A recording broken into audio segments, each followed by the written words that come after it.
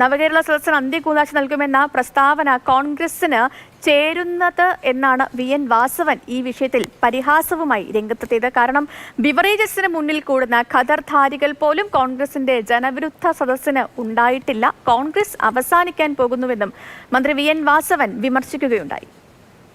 എരമ്പിയാർക്കുന്ന ജനസമൂഹം കേരളമാകെ ഒഴുകിയെത്തിയപ്പോൾ യഥാർത്ഥത്തിൽ സായാഹ്നങ്ങളിൽ ഈ ബിവറേജസിൻ്റെ മുമ്പിൽ കൂടുന്ന ഖദർധാരികൾ പോലും അവരുടെ ജനവിരുദ്ധ സദസ്സുകളിൽ ഉണ്ടായിരുന്നില്ല. ശ്രദ്ധിച്ചല്ലോ.